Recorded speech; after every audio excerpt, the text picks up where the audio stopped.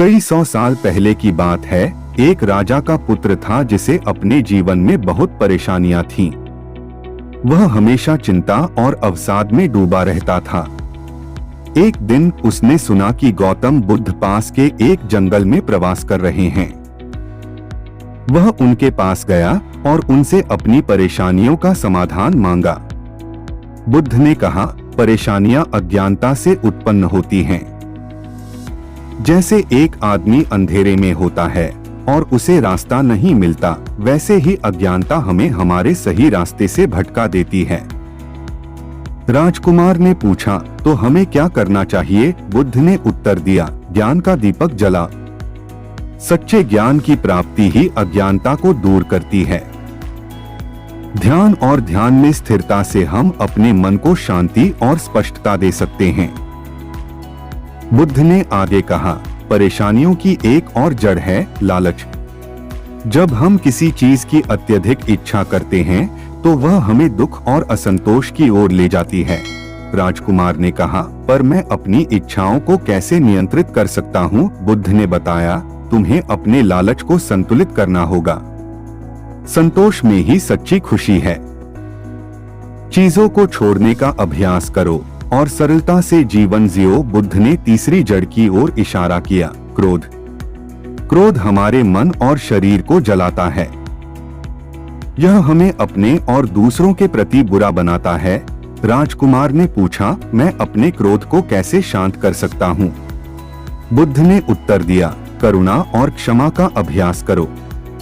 जब तुम किसी पर क्रोधित होते हो तो एक गहरी सांस लो और खुद को शांत करने का प्रयास करो। ध्यान करो और अपने मन को स्थिर करो। बुद्ध ने कहा, मोह भी परेशानियों की एक बड़ी जड़ है। जब हम किसी वस्तु, व्यक्ति या विचार से अत्यधिक जुड़े होते हैं तो वह हमें दुख देता है।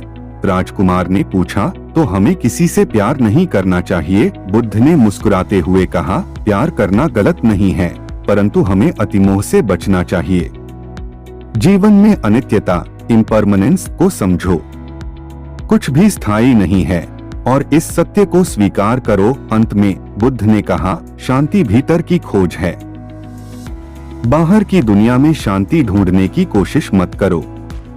अपने मन के भीतर झांको, ध्यान करो और स्वयं को जानो। राजकुमार ने बुद्ध की बातें ध्यान से सुनी और उनका अनुसरण करने का प्रण किया। धीरे धीरे उसने अपने जीवन में ध्यान, करुणा, संतोष और सच्चे ज्ञान को अपनाया और उसकी परेशानियां कम होती गईं। गौतम बुद्ध की शिक्षाएं हमें बताती हैं कि हमारी परेशानियों की जड़ें हमारे भीतर ही हैं। अज्ञानता, लालच, क्रोध और मोह जैसी नकारात्मकताओं को समझकर और उन्हें दूर करके ही हम सच्ची शांति और संतोष पा सकते हैं। यह कहानी हमें इस दिशा में प्रेरित करती है और हमें बताती है कि हम अपने जीवन में कैसे सुधार ला सकते हैं। अगर आपको इस कहानी में कोई खास बिंदु अधिक विस्तार से जानना है तो आप वीडियो को अंत तक जरूर देखें, क्योंकि वीडियो में हर एक पॉइंट को अच्छी तरह से विस्तार से बताया गया है। कहानी के माध्यम से गौतम बुद्ध ने समस्याओं की जड़ तक पहुंचने और उन्हें समझने का महत्व सिखाया है। उनके शिक्षाएं अक्सर सरल कहानियों और दृष्टांतों के माध्यम से दी जाती हैं, जिससे लोग अपने जीवन में उन्हें लागू कर सकें। यहाँ एक कहानी के माध्यम से गौतम बुद्ध के इस दृष्टिकोण को समझाया जा सकता है। कहानी, कुटिल बाण की शिक्षा। एक बार की बात है, एक युवक था जो बहुत ही उत्तेजित और चिंतित रहता था। वह हर छोटी बड़ी बात को लेकर परेशान रहता और उसकी मानसिक स्थिति अक्सर अशांत रहती थी। उसे जीवन में हर समस्या का हल जल्दी चाहिए होता था और वह कभी भी समस्याओं की जड़ तक पहुंचने की कोशिश नहीं करता था। एक दिन उसने सुना कि एक महान शिक्षक गौतम बुद्ध उसके गांव के पास ही एक प्रवचन देने आ रहे हैं। युवक ने सोचा कि शायद बुद्ध उसे उसकी समस्याओं का हल बता सकें। युवक बुद्ध के पास गया और अपनी समस्याओं का बखान करने लगा। उसने बुद्ध से कहा, महात्मन, मेरे जीवन में बहुत सारी समस्याएं हैं और मैं बहुत परेशान हूँ। क्या आप मुझे उनकी जड़ तक पहुंचने का तरीका बता सकते हैं? बुद्ध मुस्कुराए और बोले, तुम्हारी समस्याओं का हल तुम्हारे भीतर ही है, परंतु तुम्हें इसे समझने और देख पाने के लिए एक दृष्टांत बताता हूँ। एक बार एक युवक जंगल में शिकार कर रहा था। अचानक कहीं से एक बाण आया और उसके शरीर में धंस गया। युवक दर्द से कराहते हुए जमीन पर गिर पड़ा। उसके साथियों ने उसे देखा और जल्द से जल्द उसे उपचार दिलाने का प्रयास किया।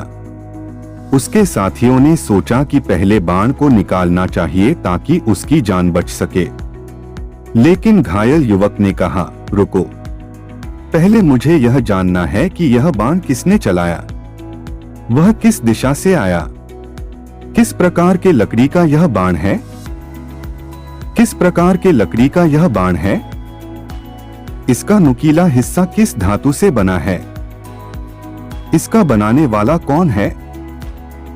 साथी बोले, अब समय नहीं है इन सवालों का, पहले तुम्हारी जान बचानी है। लेकिन युवक अपने सवालों पर अड़ा रहा और समय बीतता गया। अंत में बिना इलाज के वह युवक मर गया।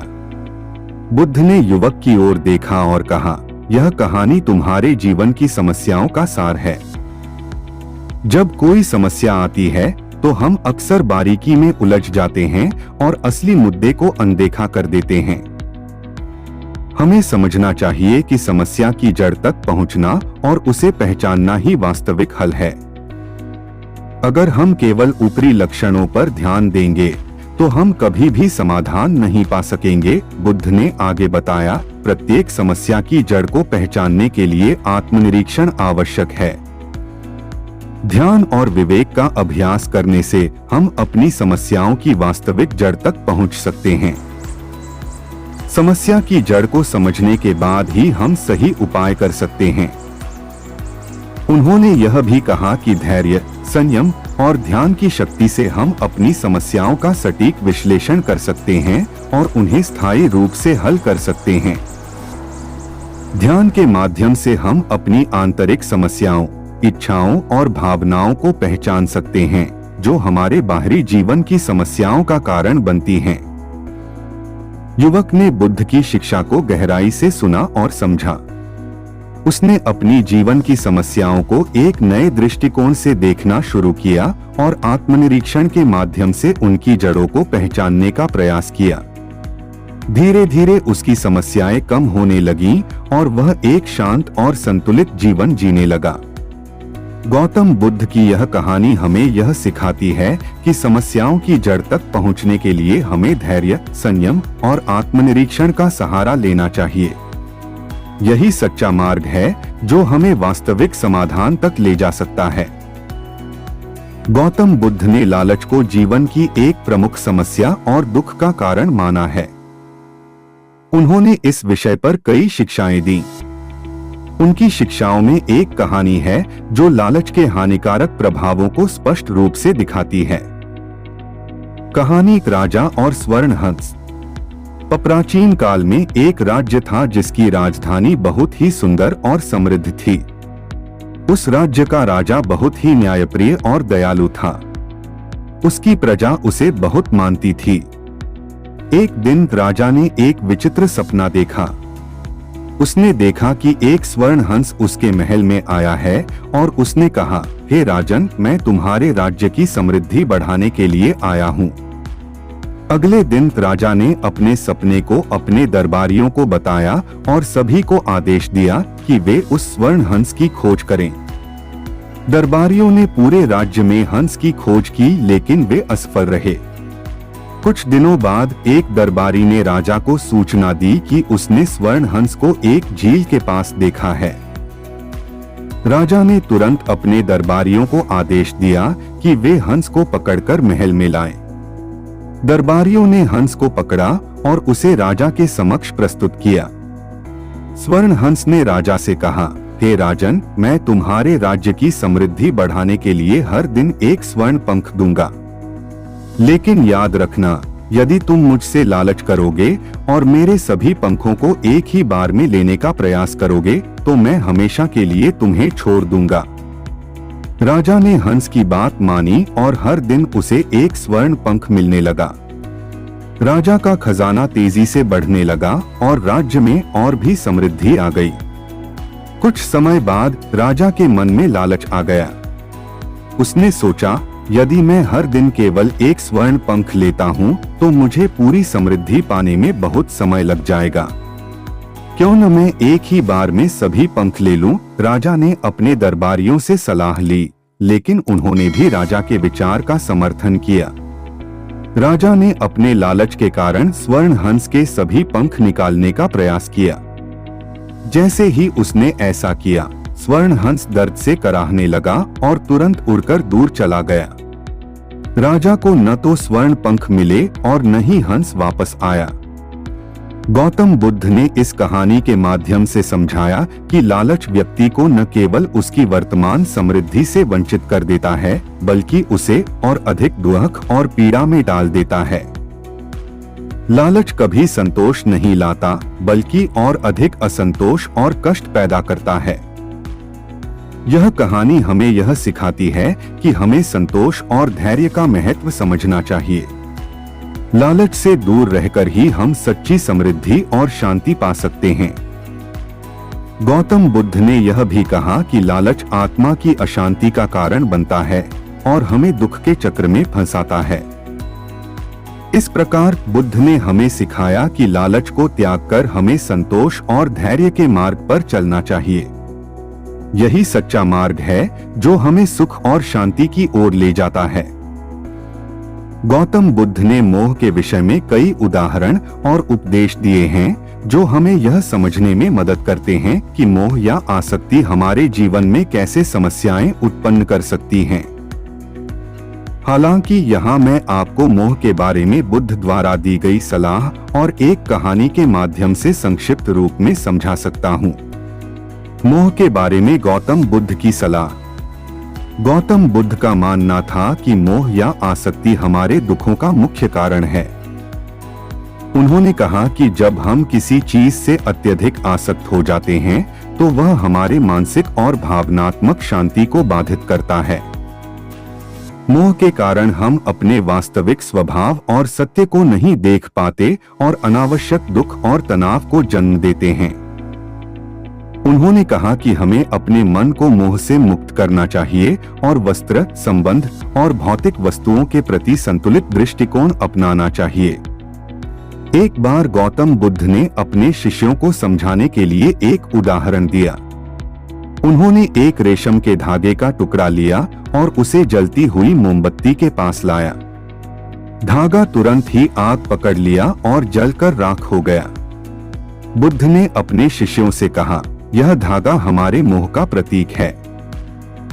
जैसे ही हम मोह के जाल में फंसते हैं, हम भी इस धागे की तरह जलकर राख हो जाते हैं। इसलिए हमें मोह से दूर रहना चाहिए। एक बार एक गांव में एक किशोरी रहती थी जिसका नाम सुधा था। सुधा बहुत ही सुंदर और चतुर थी और उसके माता पिता उसे बहुत प्यार करते थे। लेकिन सुधा एक युवा युवक से अत्यधिक मोहब्बत करने लगी थी। वह दिन रात उसी के बारे में सोचती रहती थी और उसके बिना एक पल भी नहीं रह पाती थी। सुधा की मां ने उसकी स्थिति देखकर चिंता व्यक्त की और उसे समझाने की कोशिश की, लेकिन सुधा की मोहब्बत इतनी गहरी थी कि उसने किसी की भी बात नहीं सुनी। एक दिन सुधा के माता पिता ने गौतम बुद्ध के बारे में सुना, जो उस समय उनके गांव के निकट ही थे। वे सुधा को लेकर बुद्ध के पास गए और उनसे उसकी समस्या का समाधान मांगा। बुद्ध ने सुधा की ओर देखा और मुस्कुराते हुए कहा, सुधा, तुमने कभी एक बंद मुट्ठी में रेत को पकड़ने की कोशिश की है? सुधा ने हैरान होकर कहा, हाँ, परंतु जब मैं अपनी मुट्ठी कसती हूँ तो रेत मेरी मुट्ठी से फिसल जाती है। बुद्ध ने कहा, बिल्कुल सही। मोह भी ऐसा ही है। जितना अधिक तुम इसे पकड़ने की कोशिश करती हो, उतना ही यह तुमसे दूर चला जाता है। मोह से बचने का उपाय है इसे छोड़ देना। जब तुम किसी चीज को छोड़ देती हो तो तुम अपने मन और हृदय को मुक्त कर लेती हो। मोह से मुक्त होने पर ही तुम सच्चे आनंद और शांति को पा सकती हो।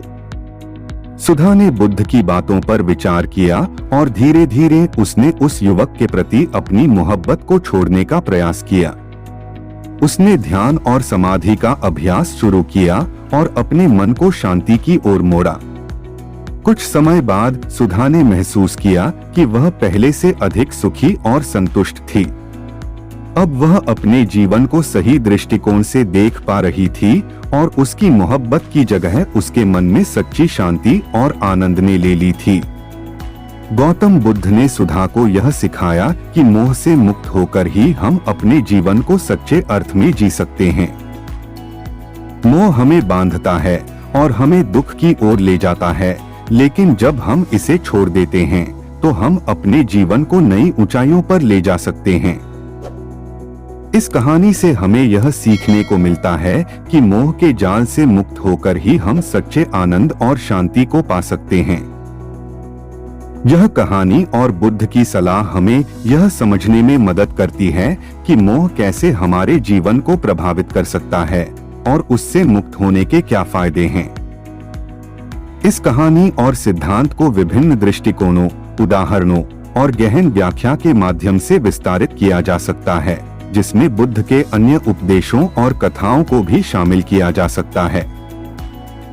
गौतम बुद्ध, जिन्हें सिद्धार्थ गौतम के नाम से भी जाना जाता है, का जन्म लगभग 563 ईसा पूर्व में लुम्बिनी, नेपाल में हुआ था। बुद्ध ने अपने जीवन में कई शिक्षाएं दी, लेकिन उनकी सबसे महत्वपूर्ण शिक्षाओं में से एक शांति और मानसिक स्थिरता पर केंद्रित है। उन्होंने अहिंसा, करुणा और मैत्री का प्रचार किया। के अनुसार सच्ची शांति आत्मज्ञान और आत्मसंयम से आती है। गौतम बुद्ध और शांति। बुद्ध की शांति की अवधारणा आंतरिक शांति पर आधारित है। उन्होंने यह सिखाया कि बाहरी शांति भी संभव है जब व्यक्ति आंतरिक रूप से शांत हो। उनके द्वारा दी गई प्रमुख शिक्षाओं में से कुछ निम्नलिखित हैं। दुख का कारण। बुद्ध ने बताया कि सभी प्रकार के दुख का मूल कारण हमारी इच्छाएं और तृष्णा है। जब हम अपनी इच्छाओं को नियंत्रित करना सीख जाते हैं तो हमें शांति मिलती है। मध्य मार्ग। बुद्ध ने अतियों से बचने और मध्य मार्ग अपनाने का सुझाव दिया। उन्होंने कठोर तपस्या और अत्यधिक भोग दोनों को त्यागने का संदेश दिया और संतुलित जीवन जीने की सलाह दी। ध्यान और आत्मनिरीक्षण। ध्यान एक महत्वपूर्ण साधन है जिससे व्यक्ति अपने मन को शांत कर सकता है और आंतरिक शांति पा सकता है। बुद्ध ने आनापानसति, सांस पर ध्यान और विपस्सना, वास्तविकता का निरीक्षण ध्यान प्रचार किया। एक समय की बात है, एक छोटे से गांव में एक युवक रहता था जिसका नाम अर्जुन था। अर्जुन हमेशा चिंताओं और परेशानियों से घिरा रहता था। वह दिन रात अपने काम के बारे में सोचता और भविष्य की चिंताओं में डूबा रहता। उसे किसी भी कार्य में शांति नहीं मिलती थी। एक दिन अर्जुन ने सुना कि पास के एक जंगल में एक संत रहते हैं जो लोगों को शांति का मार्ग बताते हैं। अर्जुन ने निश्चय किया कि वह उस संत से मिलेगा और उनसे अपनी परेशानियों का हल पूछेगा। अर्जुन जंगल की ओर चला और कुछ दिनों की यात्रा के बाद संत के पास पहुंचा। संत एक पेड़ के नीचे ध्यान में लीन थे। उन्हें संत को प्रणाम किया और अपनी सारी चिंताओं के बारे में बताया। संत ने मुस्कुराते हुए अर्जुन से कहा, बेटा, शांति तुम्हारे भीतर है, इसे बाहर ढूंढने की आवश्यकता नहीं है। आओ मैं तुम्हें एक कहानी सुनाता हूँ। संत ने अर्जुन को एक पुराने राजा की कहानी सुनाई। बहुत समय पहले एक शक्तिशाली राजा था जिसका नाम सम्राट अशोक था। अशोक ने कई युद्ध लड़े और बहुत से राज्य जीते, लेकिन वह कभी भी शांति और संतोष प्राप्त नहीं कर पाया। एक दिन उसने अपने दरबारियों से कहा, मैं अपने राज्य में सबसे शांतिपूर्ण चित्र देखना चाहता हूँ। जो भी सबसे शांतिपूर्ण चित्र बनाएगा उसे मैं पुरस्कृत करूंगा। कई कलाकारों ने अपने चित्र बनाए और राजा के सामने प्रस्तुत किए। गना ने सभी चित्रों को ध्यान से देखा। लेकिन केवल 2 चित्रों ने उसका ध्यान खींचा। पहले चित्र में एक शांत ईल थी जो पहाड़ों के बीच स्थित थी। चारों ओर हरियाली थी, आकाश में सफेद बादल थे और झील में पहाड़ों की प्रतिबिंब थी। हर कोई यह देखकर कह रहा था कि यह चित्र सबसे शांतिपूर्ण है। दूसरे चित्र में भी पहाड़ थे, लेकिन वे ऊंचे और खुरदुरे थे। आकाश में बिजली चमक रही थी, बारिश हो रही थी और झरना पहाड़ों से गिर रहा था। यह चित्र बिल्कुल भी शांतिपूर्ण नहीं लग रहा था। लेकिन राजा ने ध्यान से देखा तो उसने पाया कि झरने के पीछे एक छोटी सी झाड़ी थी जिसमें एक चिड़िया अपने घोंसले में बैठी थी। वह चिड़िया पूरी तरह से शांत और निश्चिंत थी। राजा ने दूसरे चित्र को सबसे शांतिपूर्ण घोषित किया और कहा, शांति का मतलब यह नहीं है कि आपके चारों ओर कोई शोर या कठिनाइयां न हो। असली शांति वह है जो उस सब के बावजूद हमारे अंदर हो। संत ने अर्जुन से कहा, शांति भी ऐसी ही होती है। जीवन में समस्याएं और चुनौतियां हमेशा रहेंगी, लेकिन यदि तुम अपने मन को नियंत्रित कर पाओ और आंतरिक शांति प्राप्त कर सको तो बाहरी परिस्थितियां तुम्हें परेशान नहीं कर सकती। अर्जुन ने संत की बातें ध्यान से सुनी और निर्णय लिया कि वह ध्यान और आत्मनिरीक्षण के माध्यम से अपने मन को शांत करेगा। उसने संत के सानिध्य में रहकर ध्यान सीखा और धीरे धीरे उसने अपने जीवन में शांति और संतोष प्राप्त कर लिया। गौतम बुद्ध की शिक्षाएं हमें यह सिखाती हैं कि सच्ची शांति हमारे भीतर होती है। बाहरी दुनिया की समस्याओं से भागने बजाय हमें अपने मन को नियंत्रित करना और आंतरिक शांति प्राप्त करना सीखना चाहिए। ध्यान, आत्मनिरीक्षण और संतुलित जीवन शैली के माध्यम से हम इस शांति को पा सकते हैं। अर्जुन की कहानी हमें यह याद दिलाती है कि शांति कोई बाहरी वस्तु नहीं है, बल्कि यह हमारे मन और आत्मा की स्थिति है जिसे हम स्वयं ही पा सकते।